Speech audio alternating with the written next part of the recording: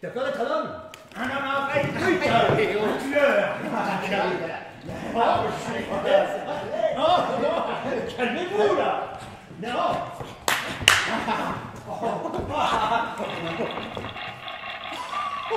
Tic-tac, télégraphe! Dégâts de l'orage du 28 juin, plus important que prévu. Stop, c'est tout. On a tiré sur l'archiduc d'Autriche en Serbie. Ta machine nous parle encore de ce vieil orage sur Paris. C'est quand même la capitale. Des girafes blessées au jardin des plantes, des grêlons sur la tête. On cherche à le tuer à Sarajevo. Mais on nous câble des élucubrations à propos de collection de girafes. Giraffa camélo pardalis. La modernité génère de la bêtise. Si vous le dites.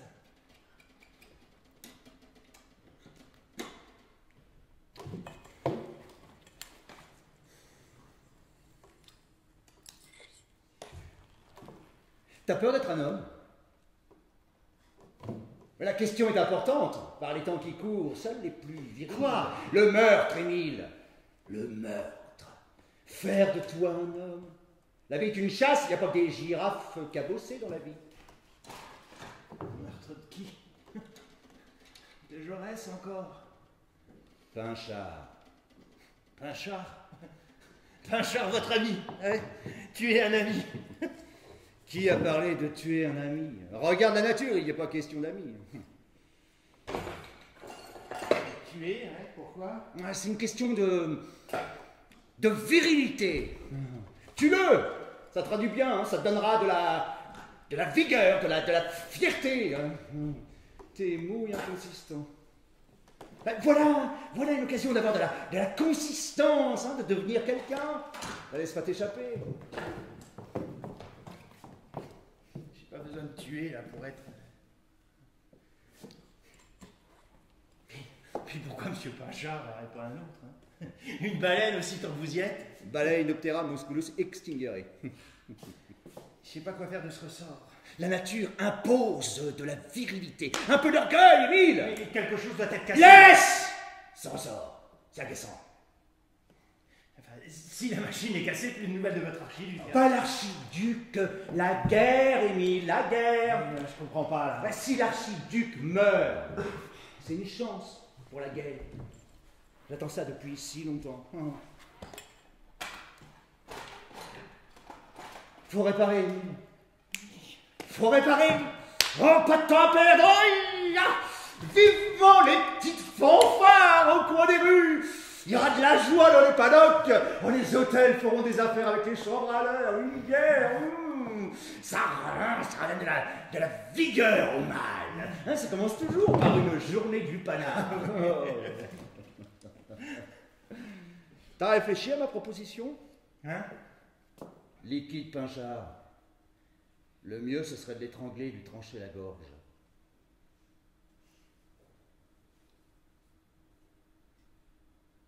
N'importe quoi.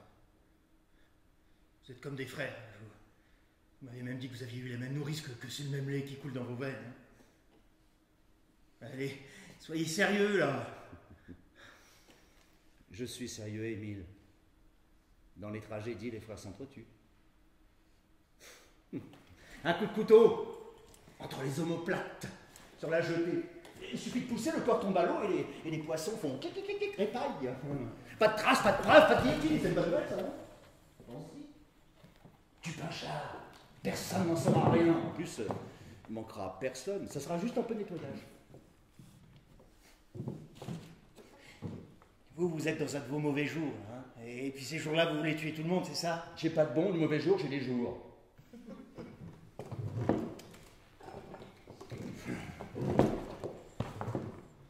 Émile! Émile! Mais la vie est une lutte!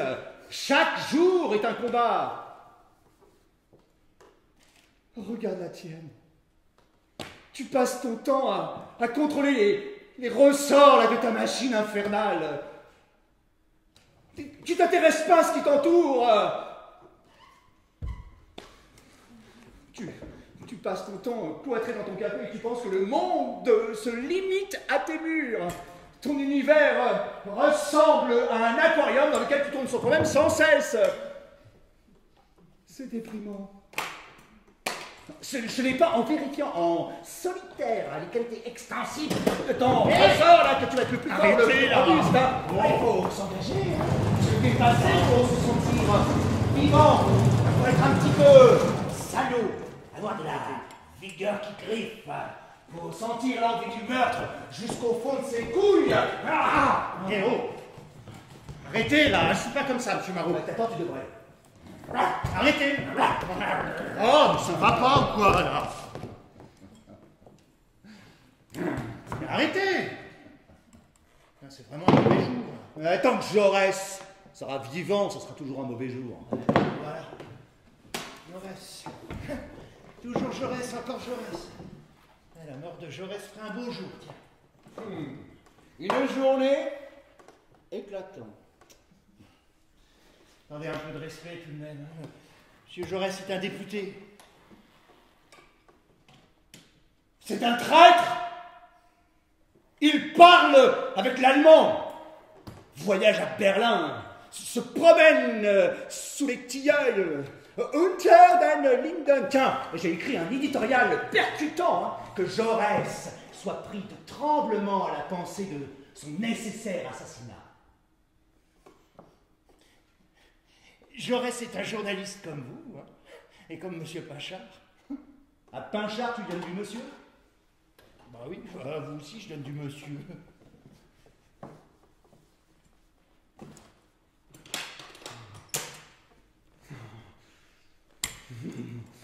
Ah!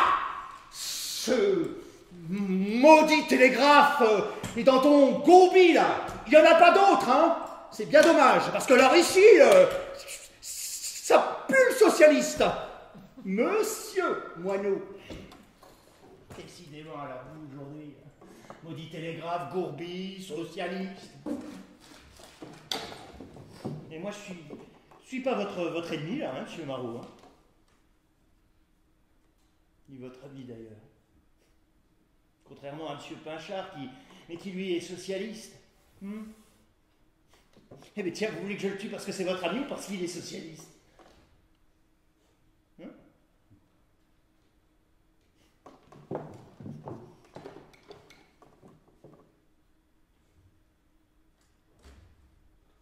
Vois-tu, le plus troublant, c'est que je l'aime.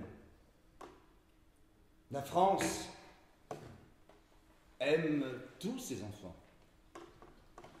Même ses enfants perdus.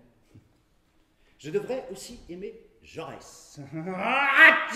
Mais Jaurès, c'est du poison. Ah tiens, toi, je t'aime bien malgré ton insignifiance. Mais rassure-moi, Émile Moineau, c'est pas un nom de Youpin au moins. C'est important. Très important. Ça sonne pas Youpin, c'est déjà ça. Mais parfois, les Youpins changent de nom, c'est Rotor en Youpin. Il n'y a pas de doute, vous êtes vraiment... c'est un mauvais jour, là. Laisse-moi t'observer. Quoi? Je connais les principaux signes auxquels on peut reconnaître un juif. Le nez courbé, les yeux clignotants, les oreilles saillantes, les dents serrées, les ongles carrés au lieu d'être arrondis en amande, le torse long, Allez. les pieds plats, les genoux ronds, la cheville extraordinairement dehors, Et la main molle et fondante de l'hypocrisie et du traître, et souvent, un bras plus court que l'autre. Ah bah tiens, quand j'y pense, tes prix sont plutôt chers. T'es peut-être Youpin finalement. Un Youpin qui mène une vie de poisson. C'est pénible à voir. messieurs, Tout se passe bien? J'ai demandé à Émile de te tuer. Ah. Il a accepté? Alors? Non. Et nouvelles? Ah, ce télégraphe est tellement performant que les nouvelles ne vont pas assez vite pour le rattraper. Ah si, toujours cette histoire de girafe. Giraffa camélo pardalis cabossus. Rien d'autre? L'anarchiste qui a tiré sur l'archiduc, rien de plus. Tic-tac télégraphe. Oh, je crois qu'il est encore en panne. Stop. Tic-tac télégraphe. Tic-tac télégraphe. Tic-tac télégraphe. Scratch. Prime. Cric. Scratch. Braf. Cric. Crac. Cric. Crac. Cric. Crac. Crac. Qu'est-ce qu'il a? Un de ses mauvais jours? J'en ai bien peur, oui. Mais de l'huile si t'es roulette grasse. Tic tic tic tic tic tic tic tic tic tic tic tic. Oh, mes roulettes t'emmerdent. Allez, je remets le ressort en place, on sait jamais.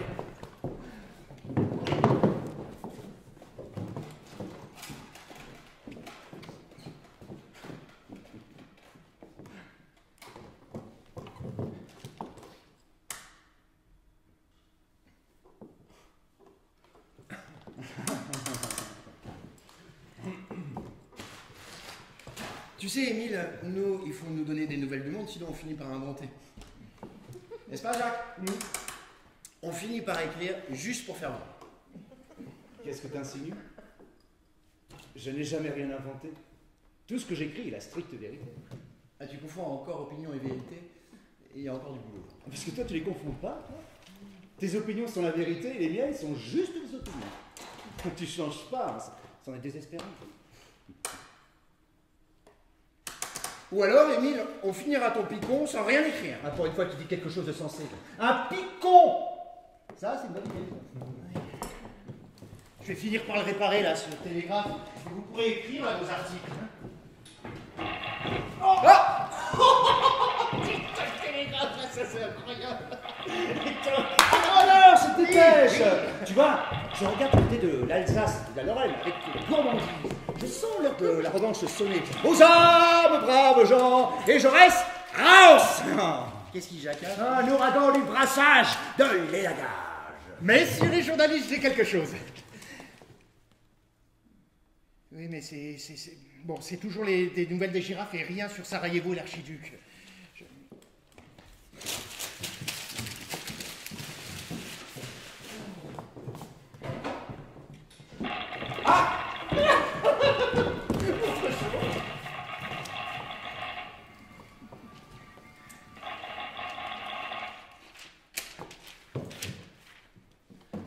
Mariage tragique, stop. Une riche héritière, stop. Se tue en sortant de l'église, stop. Très bien, ça, très bien.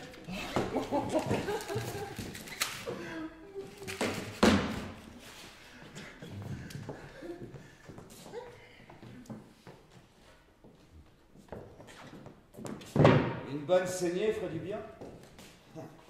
Ça t'excite la guerre, hein? Mais un patriote se doit d'honorer son pays, de faire un avec lui. Je suis la France. La France belle et entière, de tradition, de rigueur. La France militaire, éternelle, loyale. La France de l'honneur. Et je suis la France autant que toi. Comme Émile. Ah! Oh! Encore! Alors, Ligue des droits de l'homme, stop. Proteste, stop. Contre obligation permis de voyage, stop. Marocain, Tunisien, stop. Et la France conquérante, là, c'est la tienne aussi? Bien sûr. La France exploratrice, fougueuse, entreprenante. Celle qui bâtit des empires. Des empires d'hommes blancs pour gouverner le monde, quelle belle vision. Et que fais-tu des indigènes chassés de leur terre? Dois-je te rappeler que nous avons acquis ces territoires de haute lutte? Que les sauvages dont tu parles n'ont rien. Et nous leur apportons l'éducation, la vraie foi, la médecine. Nous les sauvons de la misère. Tu les traites de sauvages, mais la vérité c'est que tu calomnies ce peuple arabe pour mieux le dépouiller. Des préjugés qui fournissent aux fanatiques le prétexte de prendre les armes. Mais bon, après ça, c'est pas très intéressant.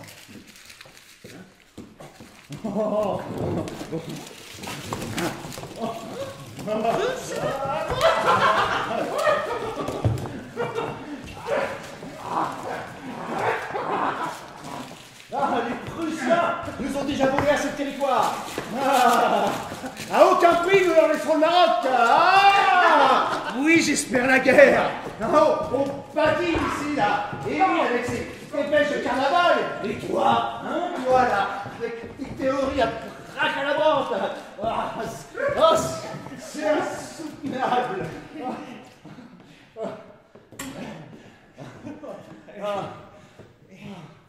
Tiens, la mort de l'archiduc. Ça, c'est l'étincelle dans la poudrière.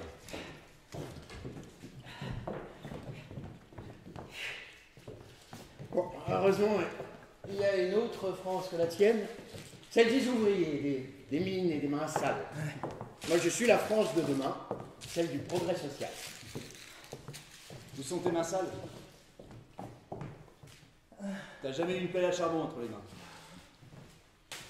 Nous sommes les mêmes, à une différence près. Je n'ai pas l'hypocrisie de prétendre d'être d'une classe qui n'est pas la mienne. Tu fréquentes les ouvriers dans les réunions politiques, tu bois l'absinthe avec eux, c'est très bien. Vous donnez des claques dans le dos, et après, ça fait de toi un prolétaire? Mais je sais exactement pourquoi je me bats, je sais qui je suis, je sais où je vais. Tu fais des sourires à Émile, tu lui parles comme à un ami. Enfin, tu passerais pas une seule journée à laver des verres dans ce boui-boui. Comment ça, ce boui-boui? Là, j'ai refait la peinture. Et je vois pas le rapport. Je rêve d'un monde libre et équitable. C'est trop demandé que de partager. Je crois entendre ton Jaurès. Mais c'est un grand homme. Il a le sens de la justice. Ah, la justice, quelle rigolade. Tiens, tu parlais des journalistes qui inventent des faits pour vendre leurs torchons. Et ton Jaurès, qui maquillait des preuves pour défendre Dreyfus. Voilà ce que c'est ton Jaurès. Et Jaurès était innocent, c'est un fait maintenant. D'ailleurs, moi aussi, je l'ai défendu. Un juif innocent? Oh, à toi je le pardonne, pauvre d'esprit. À Zola, lui au moins, il avait du panache. Son j'accuse avec la gueule. Jaurès, c'est de la lourdeur. Tu sonnes creux. Je t'emmerde.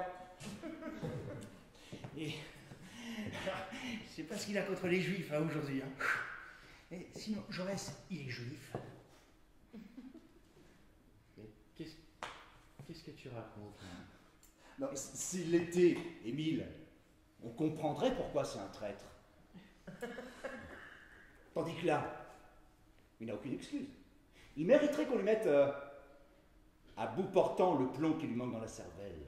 Et toi, tu mériterais mon poing dans la gueule. Je te croyais pacifiste. C'est justement parce que je suis pacifiste que je le ferai pas.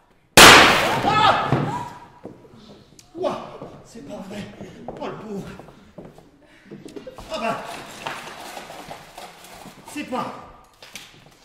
C'est le ressort. J'y suis pour rien là. Je vais chez l'horloger pour un sort de rechange et tiens, regardez, servez-vous là. Et puis surtout, hop, allez, oui là. Vas-y. J'arrive. Allez.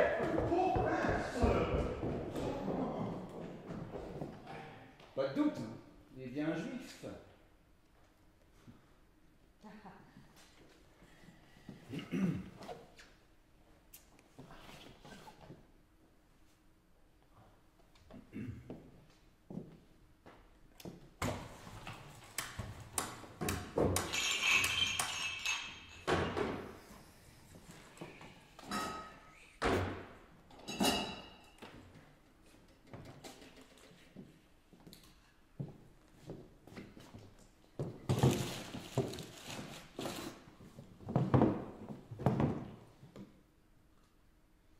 Tu me trouves cruel?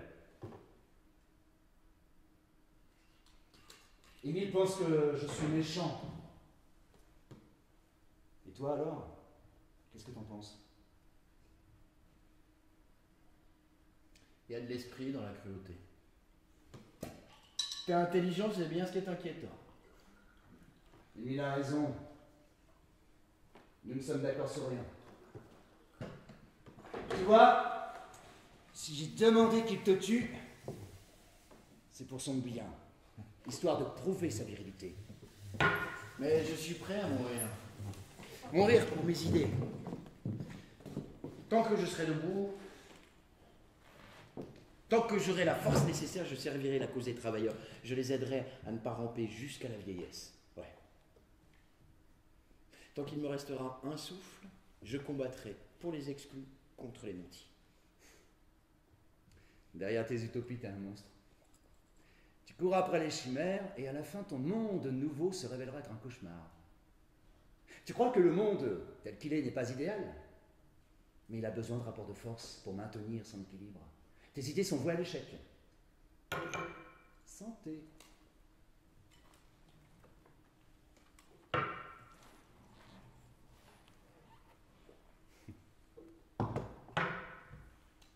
Toi, t'es tranquille. Avec tes idées rétrogrades, ta plume acérée, militariste. Et ton papier est poussiéreux. C'est vrai que ton journal à toi n'est pas poussiéreux. Il est juste imprimé sur du papier bon marché. Tu as ces rêves mièvres de socialisme international. Tu serres trop la main au youpin, ça fait jaser. Et tu mélanges tout. Au contraire, la guerre permet l'équilibre. Et tu n'as que ce mot à la bouche, la guerre, la guerre, la guerre. Mais on fera barrage. On sera des millions à battre la poussière des chemins. Une armée de pacifistes. De gueux.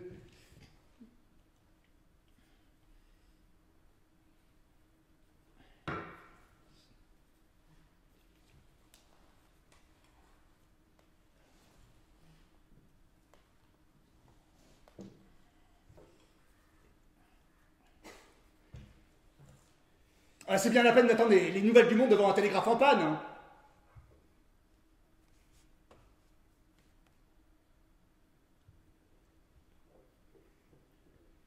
Notre amitié est difficile à comprendre. Elle est chargée de tant de haine. Ce serait tellement plus facile de te haïr. Mais c'est des idées que je déteste, que je combats. Pour ça, il faut du courage, crois-moi. Tu dis que tu me combats? Mais moi, je te hais.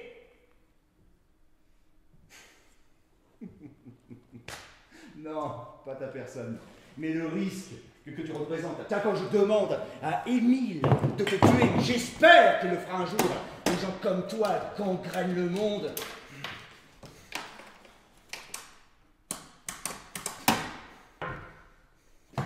Je vais t'expliquer comment ça va se passer. On n'a pas besoin de ce foutu télégraphe. Hein. Derrière l'attentat, il y a la Serbie. Derrière l'Autriche, il y a l'Allemagne. Derrière la Serbie, il y a la Russie, derrière la Russie, il y a la France, derrière la France, il y a l'Angleterre. Et tout ça, ça fait du monde sur le ring. Ils voudront tous laver leur honneur. Non, non, ah, t'as raison, la Jaurès, c'est un empêchement passager. Mais le peuple de France est un peuple ouvrier. Il aspire à une vie simple. Il rêve de dignité, de fraternité. Il ne voudra pas de boucherie.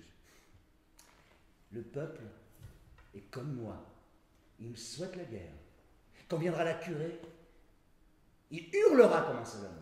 Une seule meute. Il hurlera pour l'odeur de la mort et de la vengeance. Et les temps changent. Les ouvriers allemands sont les mêmes que les ouvriers français. Ils ont les mêmes noms. Hans, c'est Jean. Marco, Marc.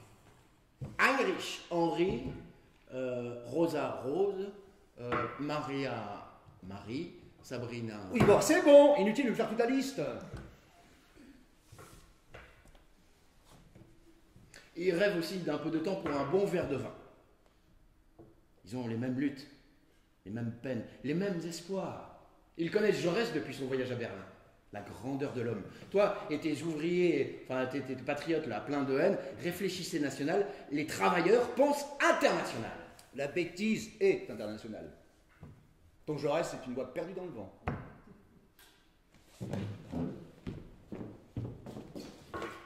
Tu l'as jamais entendu? Non. Oh, le fou. Oui, il veut me faire entendre raison.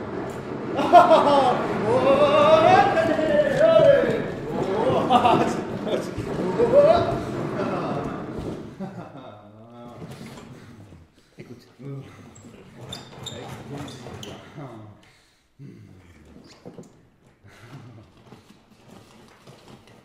qui reste vrai à travers toutes nos misères, à travers toutes les injustices commises ou subies, on se condamne soi-même à ne pas comprendre l'humanité.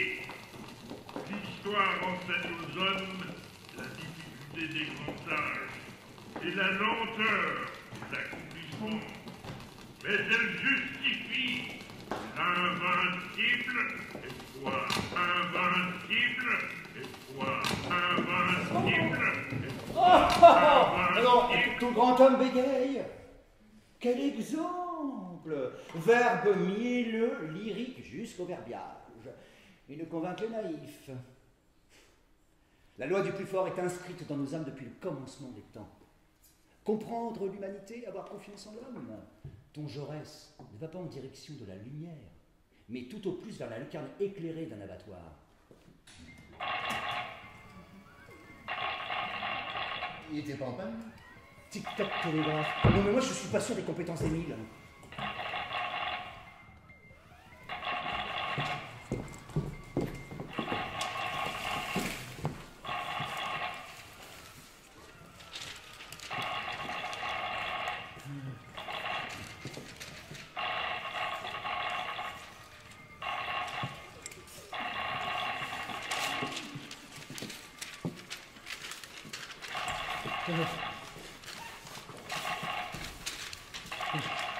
Belfast, stop.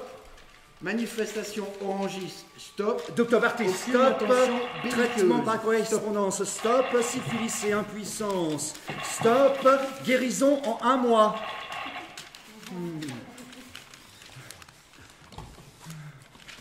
Insectes nuisibles à détruire, Œuvre stop. Victor Hugo Guêpe commune, stop. stop. Tremper watt 75 essence, stop. stop. Piétiner fortement. Payable en 5 francs par mois, stop. Grand prix automobile, stop. Circuit Lyon, stop. 39 voitures, stop. 12 françaises, stop. 8 allemandes, 9 stop. italiennes, 6 anglaises, 2 belges, 2 suisses, stop. Archiduc mort. France, Angleterre, consulte. Normalement avec la mise cassée, Allemagne assure soutien. mais Autriche. il n'aurait pas dû fonctionner. Russie rappelle alliance Serbie.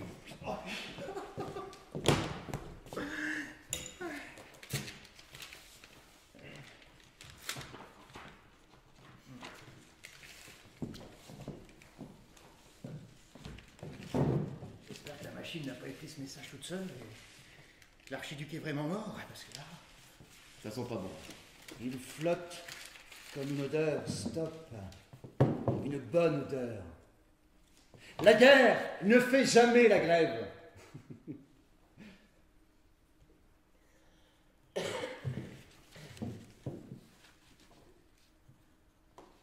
Ça vous inquiète, ça, monsieur Pinchard? N'aie pas peur, c'est pas encore les gars.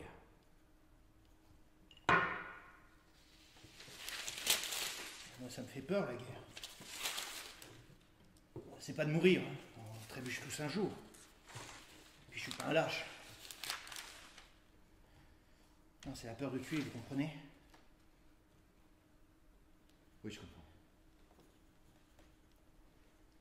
Voir le regard, vous savez. Le regard, quelqu'un meurt, là, il vous fixe, comme si vous aviez une bouée à lui lancer. Vous n'en avez pas. Pire encore, c'est vous qui lui maintenez la tête sous l'eau. Ah, les gens qui se noient ressemblent à des poissons. S'il y a la guerre, des millions de gens ressembleront à des poissons. Qu'est-ce qu'il ne faut pas entendre?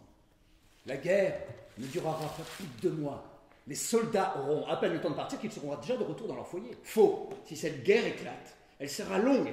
Elle sera terriblement longue. Le monde sera peuplé d'hommes aux yeux hagards.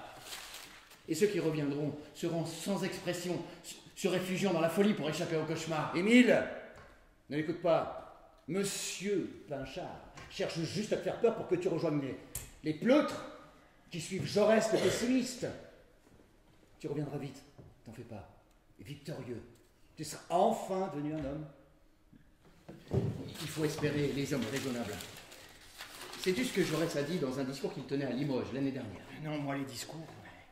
Il est des heures où le vent des passions brutales, du chauvinisme ignorant et du fanatisme... Non.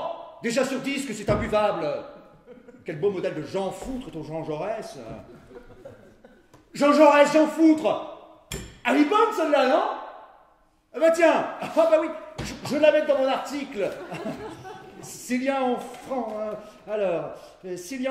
un chef qui soit un homme, Jean Jaurès, de son vrai nom, Jean Foutre, sera collé au mur en même temps que les affiches de mobilisation. Non, c'est pas mal ça, non? C'est un danger. Ce que tu écris est un appel au meurtre. Ouais, mais quand bien même. Et la conscience du journaliste. Mais là, parlons-en. Un prêchi-prêcha, là, de fadaises et de bonnes intentions. Moi, j'ai la conscience d'être un homme. La conscience et la fierté de celui qui n'a peur de rien. Je défends notre pays comme si c'était l'âme de la plus pure des pucelles.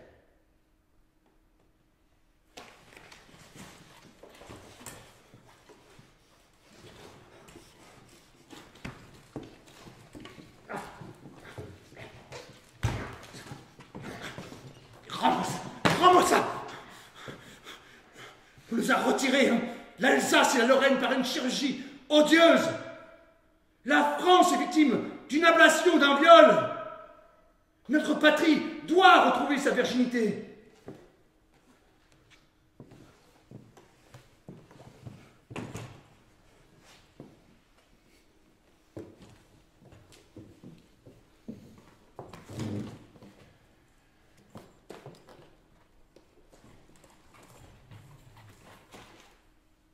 Émile, c'est toi qui pourras permettre à la nation de se laver de la souillure des Prussiens. Ne te laisse pas impressionner par les pessimistes et les veules.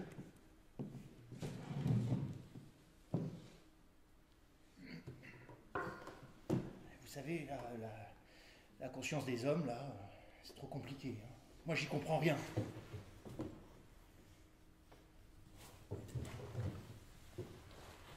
Ce que je veux dire, là, monsieur Marot, c'est que la virginité des pucelles, Jaurès, le viol de la patrie, comment savoir? Et nous sommes beaucoup comme ça à pas savoir. Moi, ce que je connais, c'est les machines.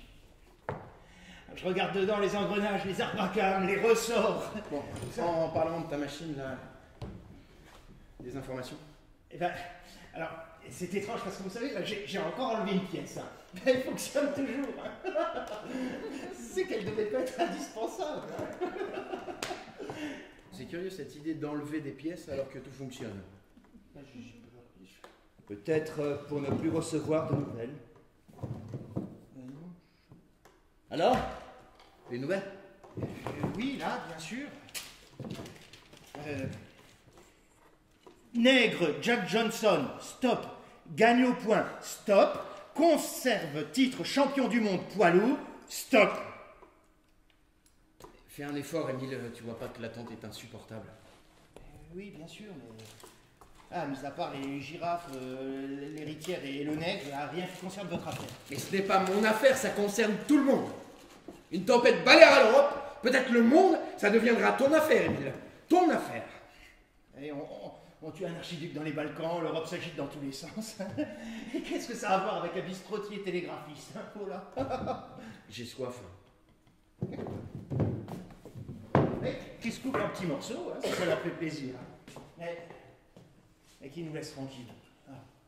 Ils peuvent bien s'occuper eux-mêmes, qui aiment leur conscience. Ah, n'y compte pas. Ils t'affubleront d'un pantalon rouge, d'une casquette bleue, d'un fusil Lebel modèle 1886, compte plutôt sur Jaurès. Jaurès, qu'est-ce qu'il peut y faire? Faire tomber la paix du ciel, hein? C'est pas le Messie. Ah, enfin un peu de bon sens. C'est un homme d'exception. Écoute-moi bien, Émile. Il y a 2 ans, j'étais au discours de Jaurès à Bâle. Je me souviens de tout. La cathédrale. Immense. Une odeur fraîche, humide. Les cloches.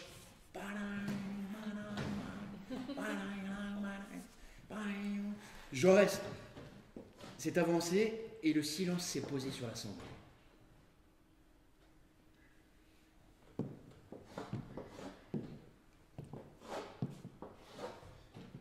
J'appelle les vivants pour qu'ils se défendent contre le monstre qui arrive à l'horizon. Je pleure sur les morts innombrables couchés là-bas vers l'Orient et dont la puanteur arrive jusqu'à nous comme un remords. Je briserai les foudres de la guerre qui menacent dans les nuées.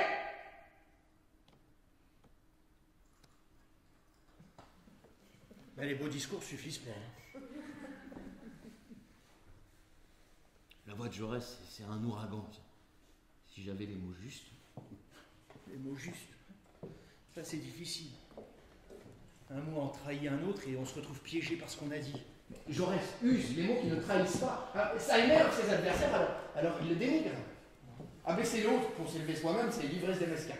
Hein, n'est-ce pas, Jacques? Je vous sers à boire. Un picon. Mais, vous savez, là, vous parlez de lui là, comme d'un honnête homme. Moi, je suis un petit commerçant, là, monsieur Pacha. Et votre Jaurès, là, il s'intéresse qu'aux ouvriers. Mais il s'intéresse à tous. Et pourquoi je devrais croire votre Jaurès? Parce qu'il pense différemment. Ça veut dire quoi, penser différemment? Mais ça veut dire mettre sur un même pied le philosophe et le mineur, l'aristocrate et le cocher, le bistrotier et le journaliste. Pacha, arrête d'ennuyer Émile. Pour une fois qu'il a des idées claires. Il n'y a pas de différence entre les individus. Jaurès dit qu'il ne faut pas regarder à ces choses-là pour reconnaître la qualité d'une personne. Il met la valeur humaine au-dessus de tout. Au-dessus de la morale? La morale. Et laquelle? La tienne? La mienne? Se remettre en question est plus difficile que de mettre en prison au nom d'une morale. De faire jouer la guillotine, de classer par catégorie, là. Qu'est-ce que la guillotine vient faire là-dedans? Un crime se commet. On fait monter un homme sur l'échafaud, une tête tombe et la question est réglée. Eh bien non. Le problème est simplement posé. Notre devoir est d'abattre la guillotine et de regarder les responsabilités sociales. Il est très commode de concentrer sur la seule tête des coupables toute la responsabilité. Moi, je me sens pas coupable des crimes des autres. Si tu te sens responsable, monte toi-même sur l'échafaud. Ça évitera à Émile de te tuer. Bah tiens, en fait, Émile! Et ces préparatifs? Bah tu vois, même si on t'attrape, le bon Monsieur Pinchard ne veut pas que tu finisses sur l'échafaud. Tu ne risques vraiment rien et tu me feras une grande faveur. Qu'est-ce qu'il te faut de plus? Je l'avais oublié celle-là. Vous êtes obstiné absolument. Ah, pour arriver à ses fins, faut l'être. C'est une grande qualité. Ouais. Mais là, votre discussion, là, elle se rend fin. Puisque de toute façon, là, vous n'arriverez jamais à vous mettre d'accord. Vous estimez, là, à parler de ce Jaurès qui, de toute façon, est un député comme les autres. Avec ses qualités, ses défauts. Hein. Ses défauts. Bah, il manque pas d'aisance, hein. Et il n'a que faire de la richesse, il vit simplement. Son appartement a la banalité d'une loge de concierge. Ça gagne si peu, un député. Oh, Vous pouvez râler tous les deux. C'est un visionnaire. Et pendant qu'il élève la nature humaine, vous ne faites que l'avilir et la mépriser.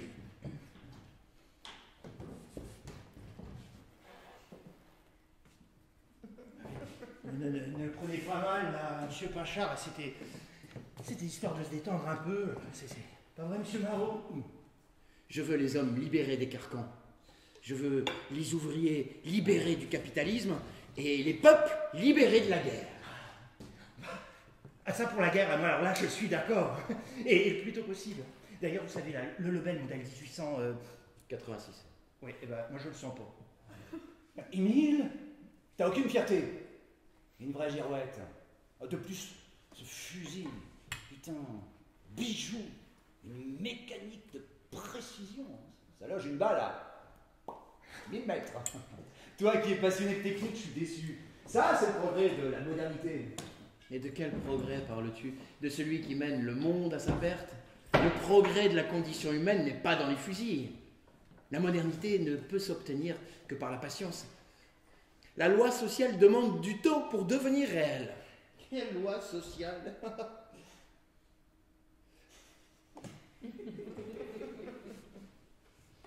Regarde les étoiles le temps d'une seconde. Personne ne peut comprendre leur trajectoire. Il faut prendre du temps. Le temps de relever leur position tous les jours, durant 1 an, 10 ans, 100 ans, pour comprendre les règles qui les animent. Et il en va de même pour la loi sociale, celle qui régit les rapports humains, qui aide le faible à prendre un peu de la vigueur du fort. Le monde, il se façonne pour accueillir chaque être dans un espace où la solidarité sera naturelle, où le respect de l'autre deviendra une habitude. Ça prend du temps. Et quand elle sera en place, cette loi, elle deviendra ancestrale et immuable. Aussi simple que le mouvement des astres devant l'éternité des étoiles, de la justice et du bonheur. Émile, qu'est-ce que tu lui as mis dans son picon?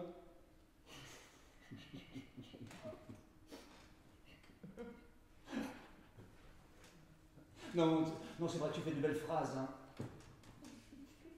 Toi et ton Jaurès, vous voulez montrer le bon côté des hommes. Tu cherches à montrer leur bon côté. Mais moi, je sais que le monde est coupé en deux. Aussi sûr que la tête est du corps après un coup de guillotine. Ça c'est vrai. Ça c'est vrai que depuis le début jusqu'à maintenant, il y a eu pas mal de tyrans. Hein. Demain viendra un homme nouveau. L'éducation l'aura façonné. Il sera équitable. Regardez l'anarchiste de Sarajevo, avec ses quelques coups de feu, là, il semble bien plus puissant que tous vos espoirs. Bien parlé. Le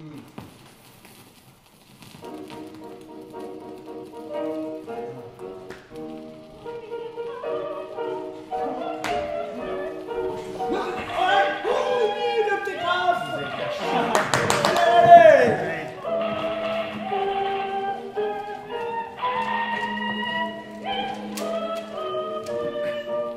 Fusillade, Marseille, stop. Bandit en auto-stop. Agent cycliste blessé, stop. 40 coups de feu, stop. Rien d'autre? Mais non, comme je vous l'ai déjà dit, rien concernant les événements. Mais là, j'ai des nouvelles des girafes, si ça vous intéresse. Ah, qu'on leur coupe le cou à ces girafes! Coupe les têtes. Pacha. Oh non, ne t'inquiète pas. Les Autrichiens vont pondre un ultimatum et les Serbes vont accepter. Quel ennui. Non, l'Autriche va venger son archiduc et nous, eh bien nous, on attend. Tu veux pas arrêter cette horreur? Chut. Écoute, c'est le meilleur moment.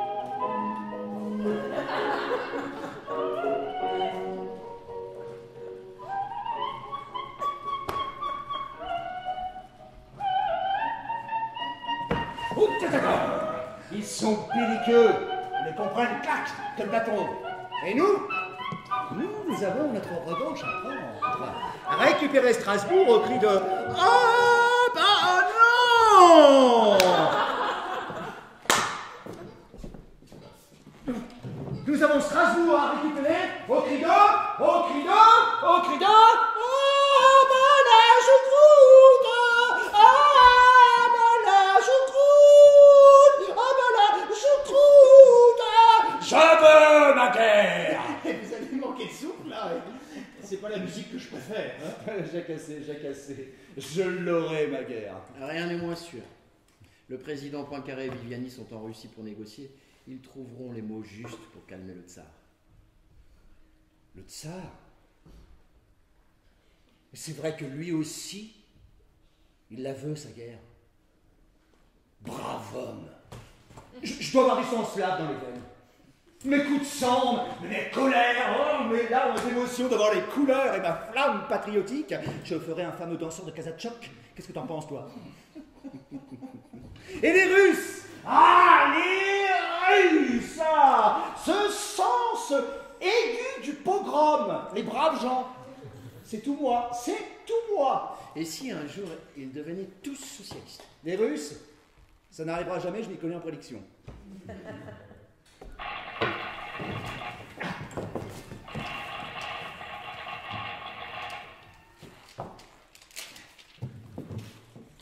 'Presse allemande, stop. Désapprouve voyage Poincaré Russie, stop. Cliquetis effrayant sabre, stop. On va la voir, cette guerre. Une belle et bien grasse guerre. Le temps d'un été jusqu'au sac de Berlin. Oh Berlin, oh Berlin. Je sens l'odeur de la poudre. La poudre de Berlin-Papin. Tu vois, Émile, la médiocrité de l'humour socialiste? Et c'est pas de l'humour. Eh bien, vois-tu, moi, j'imagine le sac de Berlin. Et ça me fait rire. Les flammes au-dessus de la Spree. Oh, une odeur de saucisse grillée. Non, c'est incroyable comme la joie est proche de l'obscurité. La guerre, c'est la Saint-Jean tous les jours.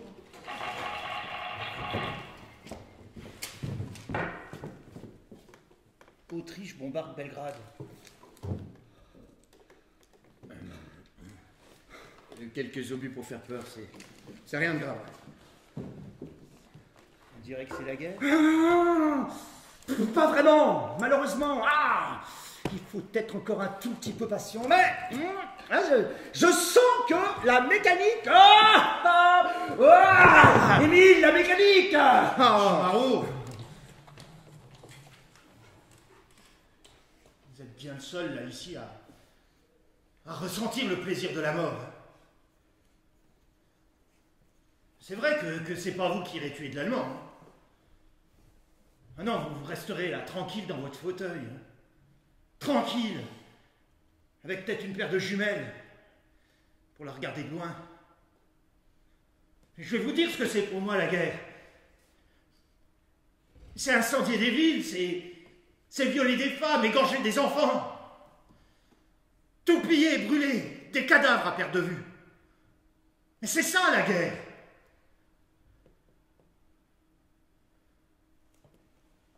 Les choses ont changé, Émile. Tant que ça. Au jour des batailles, ils feront dans leurs pantalons. Et ceux qui n'y resteront pas reviendront sur des roulettes. Bah tiens, il y aura de la concurrence comme ça, monsieur Marot. On pourra organiser des courses. Vous pourrez participer, hein?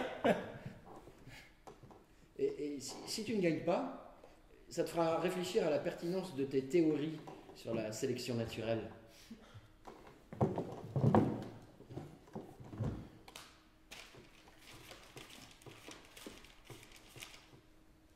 T'es un rouge maintenant, Émile? En tout cas, il n'est pas d'accord avec toi, la guerre, il n'en veut pas. Pas vrai, Émile? Émile? Émile? Dis-lui. Dis-lui. T'es un rouge, Émile. Émile, dis-lui. Dis-lui. T'es un rouge, dis-le! Émile, dis-lui. T'es un rouge! Mais dis-lui, Émile. Allez, dis-le, t'es un rouge! Émile! Allez! Je suis un commerçant. Vous êtes de bons clients. Je suis aimable avec tout le monde. C'est bien ce que je disais, une girouette. Allez, tournez général. Allez.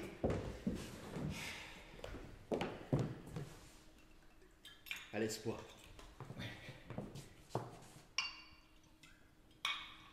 Au courage.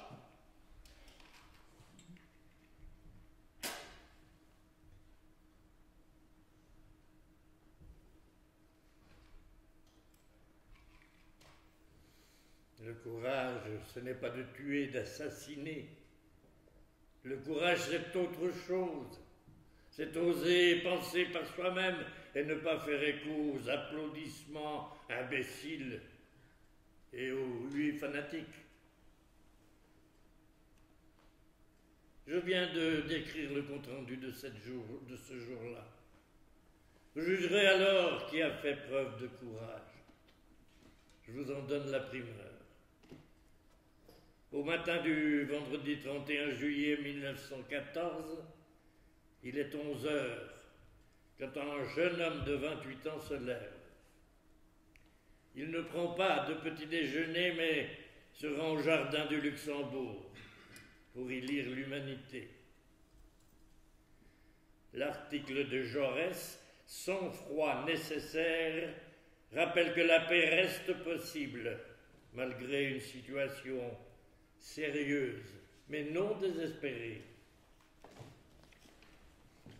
Raoul Villain a aussi acheté le petit journal dans lequel on peut lire que le moment est grave, obscur, et que l'on peut croire être littéralement à la veille d'une rupture diplomatique. Le monde des affaires a cessé toute transaction, comme si la guerre était déjà déclarée. Il respire. Il quitte le jardin du Luxembourg vers midi et se rend chez l'armurier, acheter 2 balles blindées pour son amorless. Il est bon tireur. Il aime passer des heures à s'entraîner dans les stands de tir pour y faire des cartons.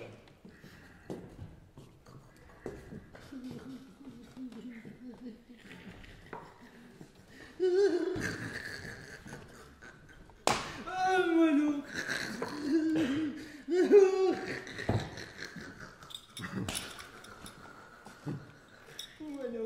Moineau.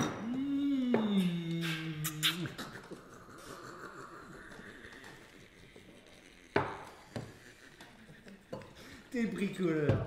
Ah, t'es un foutu bricoleur. Non, arrête, c'est du compliment. Mon petit moineau. Je veux une solution pour emmener mes roulettes à la bataille. Hein?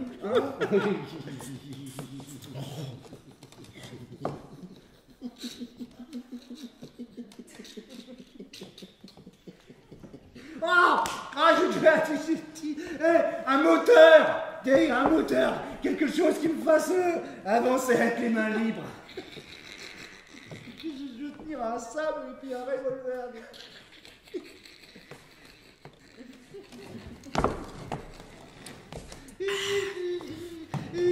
J'ai pas besoin de jumelles, la giserai grâce à toi.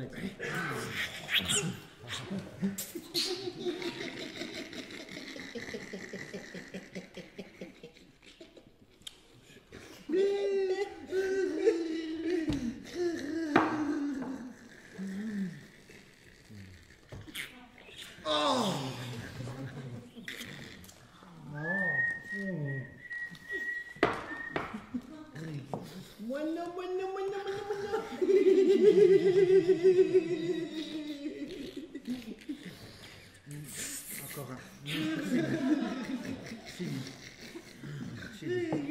C'est un commerçant, hein. C'est un bon commerçant. Hein. Ah ouais.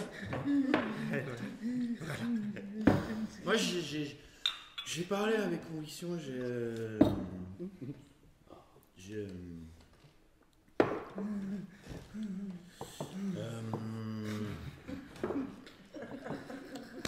j'avais l'impression que tu m'écoutais, mais quelle déception!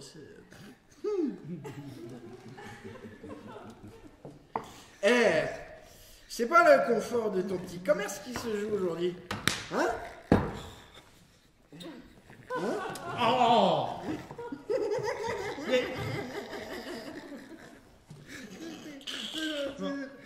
Il y a de la tranquillité à être résigné. Hein? Et si cette machine, elle pouvait donner quelques informations... Ça ferait diversion. Ça tape le picon. Faut que je remette mes idées au clair, moi. Allez, voilà, les 10 points de la conquête de la France.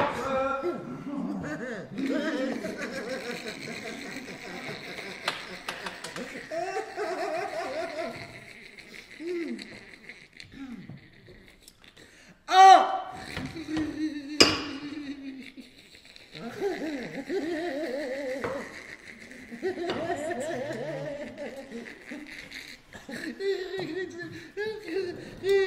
Éliminer Jaurès.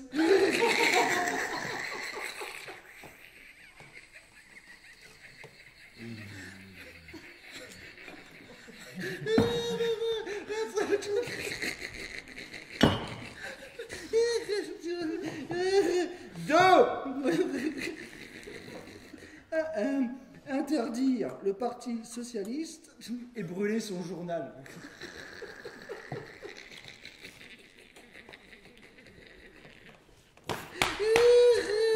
3.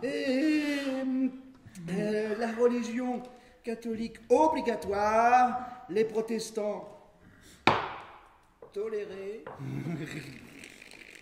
Peuvent être utiles.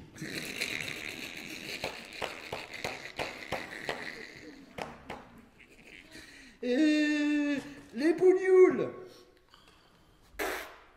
on n'en parle pas. Les youpins. Comment s'en débarrasser? Non, de toute façon, les exclure du pouvoir, les retirer des postes importants, les enfermer dans un ghetto pour mieux les surveiller. 4. Résoudre le problème Dreyfus par une solution définitive. Tu vois ce que je veux dire, Émile? 5. Fusiller les pacifistes, les lâches, les réfractaires. 6. Établir un gouvernement national et patriotique. 7. Suspendre la Chambre, éteindre toute vie parlementaire. 8. Soumettre les femmes encore plus, à produire de la progéniture. Allez. Tu vois ça, Émile, hein? 9. Dégraisser l'Allemagne de ses forces vives. Et 10. Éduquer le nègre à être docile. Ben voilà. Ma liste est complète, mais pas exhaustive. Émile, tu ne peux pas rester au milieu du guet. Tu vois pas que Jacques Marot est un salaud? C'est un vrai salaud. Le Dreyfusard accuse. Das ist komisch. Mon accent est bon. T'es un salaud. Tes armes sont déloyales. Tu attaques en vrac sur la couleur, la religion, la race. Tu attaques en vrac comme un chien mord les mollets en attrapant ce qu'il veut. Là. Comme un chien, tu rampes au niveau de la boue. Là. Canis lupus familiaris rabidus. Paradoxe, c'est que je t'aime comme un frère, alors que je devrais te rosser, mais comme une carne. Tu refais ton vocabulaire. Tu menaces, tu brailles, tu m'insultes, moi et Jaurès. Tu établis une liste de choses à faire, mais tu sais rien de moi, ni de lui, ni des rouges, ni des grèves de Carmaux, rien des mineurs tenant la ville face à la troupe. Jaurès devant, s'interposant, attisant et contrôlant l'orage. Jaurès, il est immense! Mais toi, tu vois que des mollets à mordre. Un peuple se lève et il le trouve minable. Tu as peur qu'il franchisse la petite barrière blanche qui délimite ta propriété, hein? Il est sans éducation, mais demain, ce peuple, il parlera toutes les langues de la terre. Ce peuple, il sera tous les peuples, tous les sexes, toutes les religions.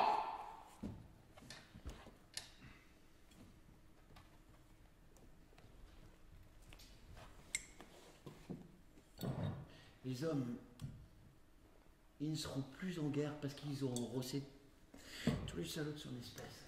Et si j'étais content d'être un salaud? Mais tu te bats pour la victoire de la haine. Allez, toi! Moi, je me bats pour la victoire de l'humanité. Je défends la civilisation! Mais ta civilisation est archaïque. Ton humanité est dérisoire! Tu me démets. Je te conchis, là! Eh oh là! Du calme. Un brame de moineau! Passer domesticus clamoré. La nature a fait une exception. Ah, nous sommes revenus comme au bon vieux temps, là, de l'affaire Dreyfus. Nous nous étripons avec vigueur le socialiste contre le patriote. Et alors, le télégraphiste minable au milieu du guerre. Il faut envisager la guerre comme un grand nettoyage. Et les Prussiens comme de la vermine à exterminer. Tiens, une petite guerre, tic, tic, tic, tic, tic, tic, tic, tic. Nous les empillerons jusqu'à Berlin. Une balade.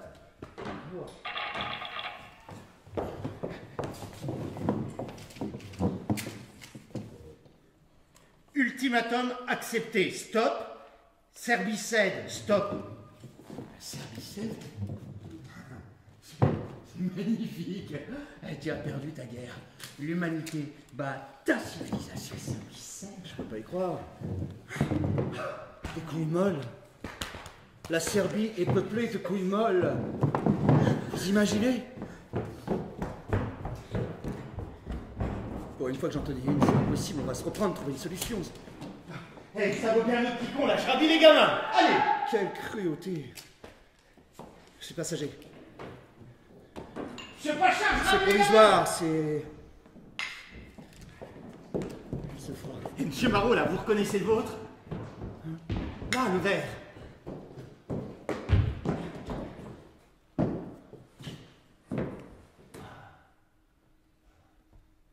Sans moi.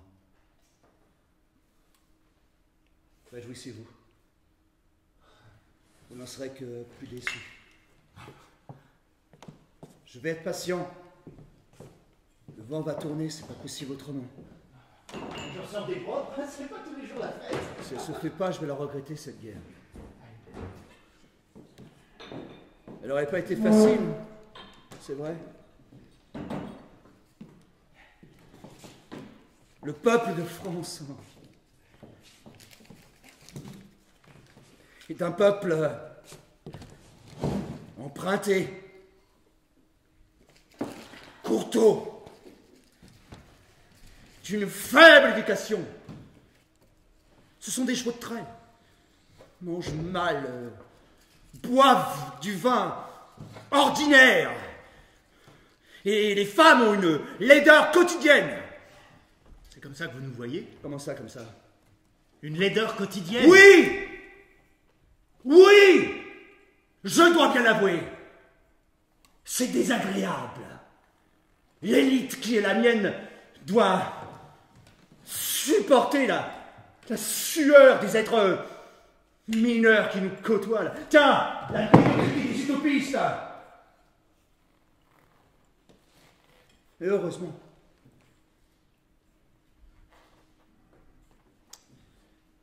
Heureusement, je reste le gardien d'une civilisation, d'un art de vivre. Non, non, tous les gens ne sont pas égaux. Certains commandent, les autres obéissent. Mais vous êtes sérieux, là? Trinque avec moi, plutôt que t'en prendre à Émile, là. Quoi? Et vous, là, c'est tout ce que vous trouvez à dire? Ah, vous êtes bien tous les mêmes. Toujours à vous trouver des excuses. Il n'y a pas de mal à... Oh, les politiciens, là, les journalistes, là. Ah, vous avez des bons mots, hein. Vous savez les aligner, là, sur le papier, avec intelligence. Mais tellement d'intelligence que de vous écouter, là, nous rend petits. Oh, puis vous n'êtes pas tout à fait les mêmes, là, tous les deux, non. Un veut la guerre générale, et l'autre, là, l'autre ne pense qu'à la paix universelle. Mais au final, chacun veut le monde à son image. Mais c'est pas une civilisation, là, ou une humanité que vous voulez, non. Non, c'est du pouvoir. Le pouvoir est naturel à des gens comme vous. Hein. Je vois pas... Non, mais oui, là... Votre pouvoir, là, dégouline là, de propre sur soi là, et d'éducation. Mais votre famille là, n'a pas trempé dans la sueur. Ah ben, Vous ne serez jamais un ouvrier. Jamais. Et vous dites la toche au milieu du guet. Et alors? Et qu'est-ce que ça peut vous foutre? Vous êtes toujours là, à nous regarder avec condescendance. ah non, pas du tout. J'ai beaucoup de respect. Je me bats pour les travail. Tiens, mais ça c'est bien. Ça c'est bien, c'est très pratique ça. Et pour votre conscience.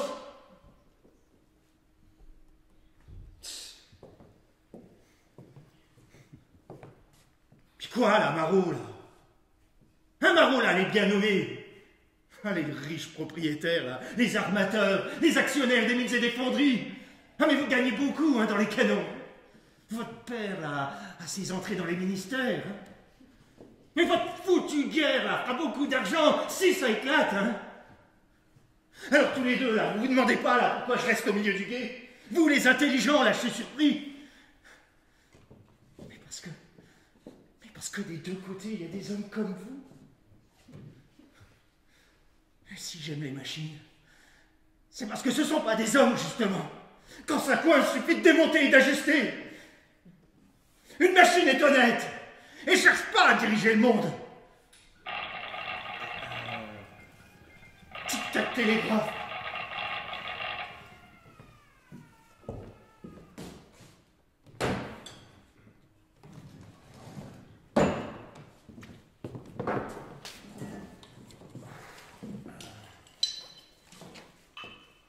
Autriche assure. Réponse ultimatum trop tard. Belgrade, toujours bombardé, stop!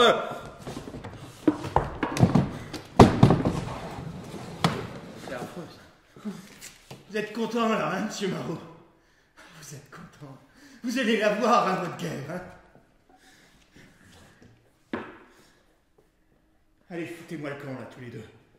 Dégagez!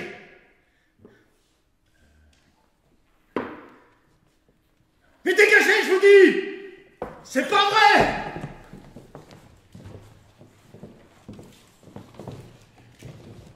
Théo!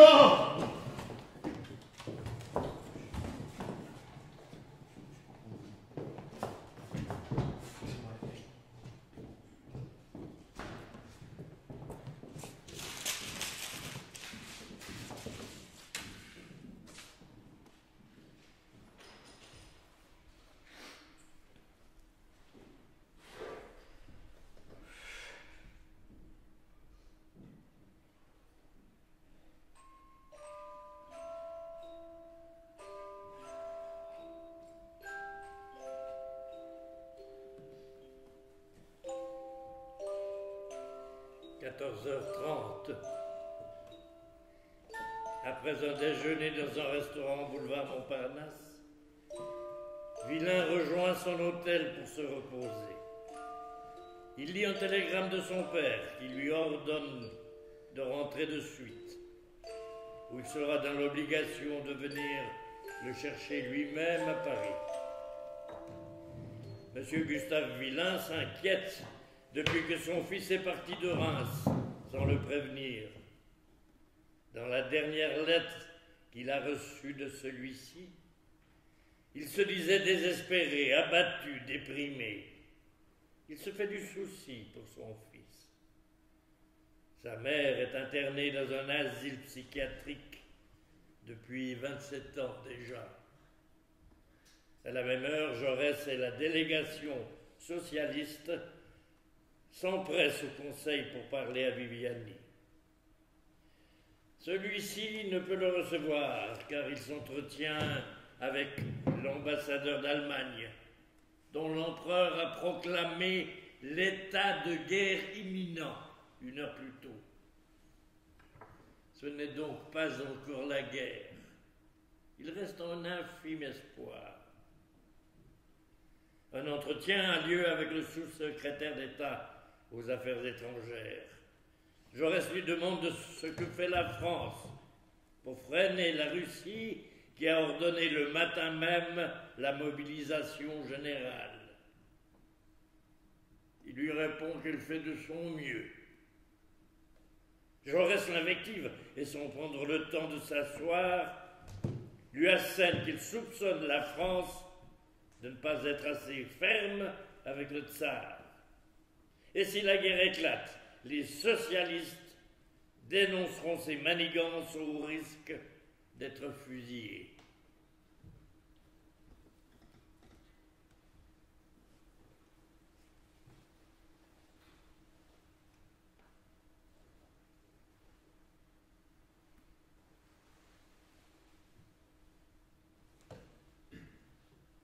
Ça attend.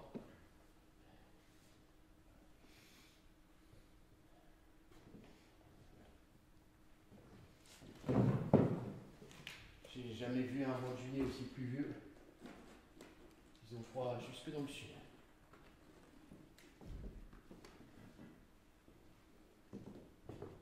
Ça me fait froid dans le dos.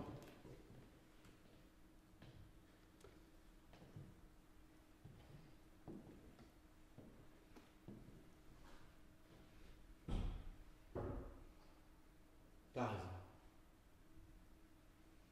Les hommes ne sont pas des machines. Il suffit pas de changer les pièces. J'ai repensé à ce que t'as dit. Le pouvoir ne diminue pas les hommes. À moins qu'ils le cherchent par vanité ou convoitise. Le pouvoir, personne ne le donne, on le prend.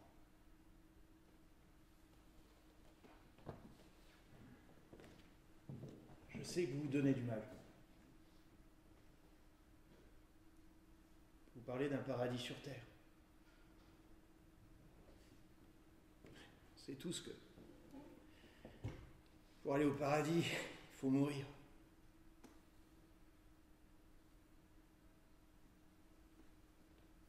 J'ai peur de tout.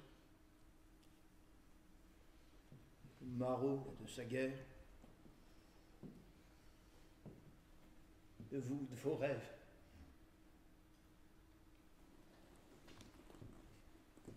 Je suis au milieu du gué, avec les pieds mouillés. Je suis bien avancé.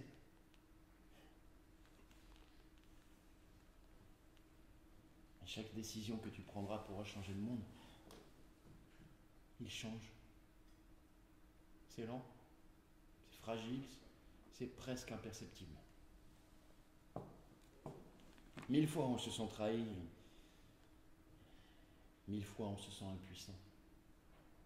Et la liberté, elle se réfugie dans notre esprit. Quoi qu'il arrive, il faut préserver son âme et son intelligence, ne jamais suivre le troupeau.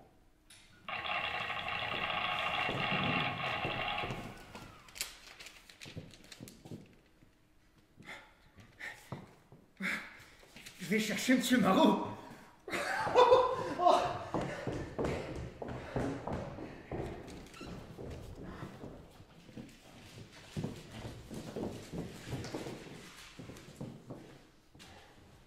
17h30. Vilain quitte son hôtel et se rend chez le coiffeur. C'est pas le guide ensuite à Notre-Dame où il brûle un cierge devant la statue de Jeanne d'Arc. Certains de ses proches le disent doux, poli, profondément religieux et patriote. D'autres l'assurent violent, retors et vaniteux. Tout le monde s'accorde à dire que c'est un oisif qui vit à Paris, grâce aux 150 francs que son père lui envoie tous les mois. Il a 1000 projets qu'il abandonne l'un après l'autre. 19h, Vilain s'offre un repas de roi dans un restaurant italien à la mode. Lui qui d'habitude ne dépense que quelques sous pour se nourrir, il n'hésite pas à bien manger, à boire du vin pour 7 francs, une vraie fortune. C'est le signe de sa métamorphose. Plus aucune réserve à avoir. Il écrit une lettre à son frère dans laquelle il le prie de transmettre ses adieux à leur père et le conseille de se confesser humblement. À 20h, Jaurès et ses collaborateurs de l'Humanité décident d'aller dîner. On hésite entre eux, le restaurant du Coq d'Or ou le café du Croissant, rue Montmartre. Au Coq d'Or, il y a de la musique, des femmes. Au Croissant, nous serons entre nous, dit Jaurès. Il demande qu'on lui apporte les dépêches directement au café, sitôt qu'elles tomberont. Depuis quelques jours, le café, rendez-vous des journalistes de tous bords politiques, ne désemplit pas. L'effervescence générale rythme les tensions. Les crieurs et les porteurs de journaux ont fait leur quartier général. Ils sont prêts à distribuer des éditions spéciales qui ne cessent de sortir de presse. À leur arrivée, le café est bondé, peu de place disponible. Il fait chaud. Les fenêtres sont ouvertes. Jaurès s'installe dos à l'une d'elles. Le voilage du brise-bise flotte et laisse entrevoir la rue derrière lui. 21h10. Raoul Villain se dirige vers la rue Montmartre. Il a 2 revolvers dans la poche. Il s'installe à une table du café des Croissants et demande si c'est bien Jaurès qui est là. Il commande un demi et après l'avoir bu, sort dans la rue. Alors? Le bureau de la Deuxième Internationale s'est réuni à Bruxelles. Tous les socialistes d'Europe. Rosa Luxembourg, Hugo Haas, Jaurès. Et 7000 personnes se sont entassées au Chiffre Royal. Et pas seulement des socialistes, des gens de toutes sortes. Et alors, pourquoi tu jubiles? Le mot d'ordre est lancé. La grève est prévue le 9 août. Avec 7000 personnes. Laisse-moi rire.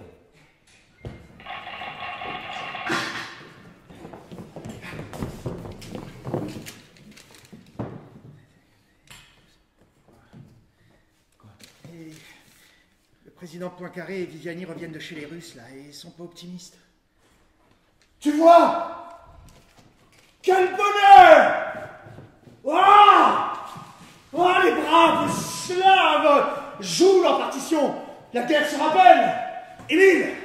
Émile, serre-moi à boire un picon. Je n'aime pas expliquer la bouche sèche. Les charges seront héroïques. La puissance de feu est énorme. Les villes allemandes tomberont les unes après les autres. J'ai toujours rêvé de posséder Hambourg. Les teutones sont, paraît-il, entreprenantes. Et c'est ça ta guerre. Tu vois pas qu'une boucherie se prépare?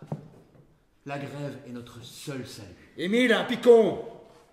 C'est notre seule alternative. Mais réveille-toi, Jacques! Y a pas à hésiter, la guerre, on doit la faire. Bon, Émile, tu me sers?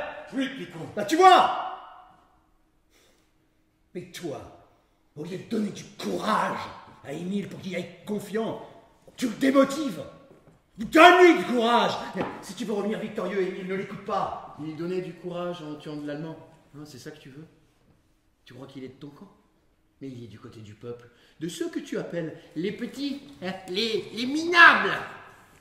Fais-le tuer sans remords. Et puis, s'il ne crève pas à la bataille, tu pourras toujours le faire fusiller comme lâche, ou le laisser crever dans tes mines, ou dans tes usines. Engraisse-toi sur sa charogne. Monsieur Pinchard. Monsieur Pinchard fait sa crise. Monsieur Pinchard, parle à ta place. Il sait mieux que toi qui tu es, ce que tu penses, à ce que tu veux. T'es un petit lâche. Pas du tout. Alors surtout, ne te laisse pas influencer par ces promesses de grève générale. Crois-moi, ça ne se fera jamais. Bien sûr qu'elle se fera. Elle est prévue à Paris dans moins de 10 jours. Une manifestation pour la paix a déjà eu lieu à Berlin. Émile, tu fais confiance aux Allemands? Des grèves à Saint-Pétersbourg. Les ouvriers russes luttent contre le tsarisme. Le tsar ne se laissera pas impressionner par ces crèves la faim. Tu es trouvé brave et puis maintenant c'est des crèves la faim? Des misérables? Émile, tu vois bien qu'il dit n'importe quoi. Il faut que tu fasses la grève. Il le faut. Émile n'a pas à suivre tes ordres. Mais je donne pas d'ordre. Je veux qu'il fasse ce qui est bon pour lui. De quel droit c'est tout ce qui est bon pour lui? Émile, la grève générale, c'est une magnifique idée. Même les Italiens soutiendront la grève. Faut garder espoir. Si je suis appelé, et que je me mets en grève, combien serons-nous? Une poignée d'utopistes, de lâches qui finiront fusillés. On ne peut pas compter sur les autres. C'est exactement ce que je te dis depuis toujours. Mais cette fois-ci, c'est Émile qui te le dit. Il a compris, lui. Toi, là, tu refuses de comprendre que les hommes ne se préoccupent que de leur propre sort. Je le sais, moi. Je le vois dans leurs yeux tous les jours. Ils sont ingrats, mesquins. Et c'est exactement pour cela que ta table ne sera pas.